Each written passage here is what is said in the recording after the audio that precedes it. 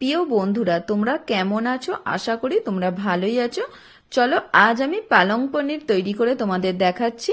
পুরো রেসিপিটা দেখার অনুরোধ রইল শুরু থেকে শেষ পর্যন্ত। আমি এখানে কিছুটা পালং শাক নিয়েছি আর ধনে পাতা নিয়েছি। পালং শাকটা একটু ছোট করে কুচিয়ে নিয়েছি আর ধনে পাতাগুলো দু আধখানা করে আমি কেটে নেব। এরপরে আমি এক প্যাকেট পনির নিয়েছি। এই পনিরটা দিয়ে বানাবো পালং পনির। আর এরপরে আমি কড়ার মধ্যে জল দিয়ে দিচ্ছি। তারপরে আমি পালং শাক আর ধনে পাতাটাও দিচ্ছি, দিয়ে আমি চাপা দিয়ে দিচ্ছি। 2 থেকে 3 মিনিট পরে চাপাটা খুলে তোমাদের দেখাচ্ছি। দেখো, পালং শাক মোটামুটি সিদ্ধ হয়ে গেছে। এরপর আমি জল থেকে এগুলো তুলে নেব। এগুলো জল থেকে তুলে নেবার পরে আমাকে বরফ জলের মধ্যেই রাখতে হবে, তাই আমি বাটির মধ্যে জল দিয়ে আমি ভিজে রেখেছিলাম।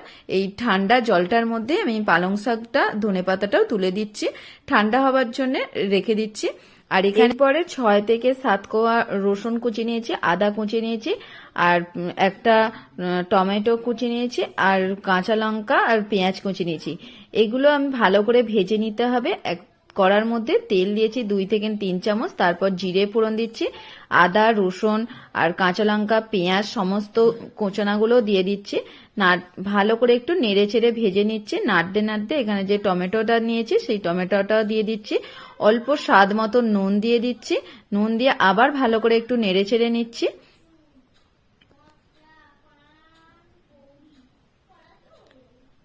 দেখো, ভালো মতনই ভাজা হয়ে গেছে। আর এদিকে যে আমি পালং শাকটা যে ঠান্ডা জলের মধ্যে ভিজিয়ে রেখেছিলাম সেটা এবার দেখছি। দেখো, একটা মিক্সার জার নিয়েছি আর এই পালং শাকগুলো হাতে করে একটু চেপে জলটা ফেলে দিচ্ছি। আর এরপরে আমি মিক্সার জারের মধ্যে এগুলো নিয়ে নিচ্ছি। আর আমি যে এখানে আদা রসুন কাঁচা লঙ্কা এগুলো যে ভেজে নিয়েছিলাম সেই ভাজাগুলো এর মধ্যে মিক্সার জারের মধ্যে দিয়ে দিচ্ছি। দিয়ে ঠান্ডা হয়ে গেলে আমি একটা মিহি পেস্ট বানিয়ে নেব।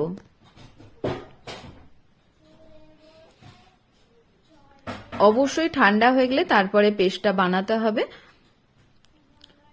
আর একটা এখানে বাটি নিয়েছি, বাটির মধ্যে আমি 4 থেকে 5 চামচ টক দই নিচ্ছি।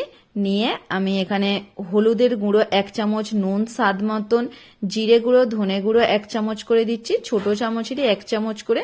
এরপর আমি লঙ্কার গুঁড়ো দিচ্ছি 1 চামচ, আর গরম মশলাগুলো হাফ চামচ দেবার পরে আমি 1 চামচ চিনি দিয়ে দিচ্ছি। যেহেতু টক দই তাই চিনিটা অবশ্যই দিতে হবে। দিয়ে ভালো করে চামচে করে এইভাবে ফাটিয়ে নিচ্ছি। আর যে পনিরের প্যাকেটটা নিয়েছিলাম পনিরের প্যাকেটটা কেটে একটা থালার মধ্যে ঢেলে নিচ্ছি। এরপরে আমি কড়ার মধ্যে 2 টুকরো বাটার দিয়েছি। বাটারটা গলা পর্যন্ত একটু অপেক্ষা করব। বাটার গলে গেলে আমি এই মশলার টক দইয়ের মিশ্রণটা দিয়ে দিচ্ছি।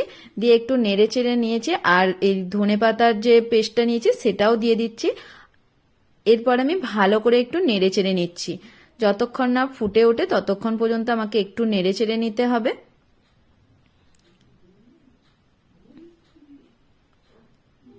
দেখো, ভালো একটু নেড়ে চেড়ে নিয়েছি। এবার ফুটে উঠেছে। ফুটে ওঠার পরেই আমি এখানে যে পনিরটা নিয়েছি পনিরগুলো তুলে দিচ্ছি। আমি এখানে পনিরগুলো আগে থেকে ভেজে রাখি। তোমরা যদি আগে থেকে ভেজে রাখো তাহলেও হবে। আমি এখানে পনিরগুলো প্যাকেট থেকে কেটেই দিয়ে দিচ্ছি। দেখো, ভালো করে একটু নেড়ে চেড়ে নিচ্ছি। নাবানার আগে একটু কাসুরি মেথি দিয়ে নাবিয়ে নেব। আজকের পনিরের রেসিপিটা কেমন হয়েছে অবশ্যই তোমরা কমেন্ট করে জানাবে। যদি ভালো লাগে লাইক শেয়ার অবশ্যই করবে। আর অবশ্যই তোমরা এই শীতের মধ্যে পালং শাক থাকার মধ্যেই তোমরা একদিন এইরকম পালং পনির তৈরি করে দেখবে তোমাদের কেমন লাগে। আমার তো খেতে খুবই ভালো লেগেছে। রুটি লুচি পরোটা সবার সঙ্গে এটা পালং পনির খাওয়া যায়। দেখো, এবার আমি নাবিয়ে নিচ্ছি। নাবিয়ে নেবার পরে ওপর দিয়ে একটু কাজু সাজিয়ে দিচ্ছি। এটা তোমরা দিতেও পারো আবার নাও দিতে পারো। আমি দেখতে যাতে একটু সুন্দর লাগে তাই একটু কাজুটা ওপর দিয়ে সাজিয়ে দিচ্ছি। দেখো, দেখতে কতটা সুন্দর লাগছে, খেতেও খুবই ভালো লাগবে। আজ তবে আসি, আবার পরের কোনো রেসিপিতে তোমাদের সঙ্গে দেখা হবে।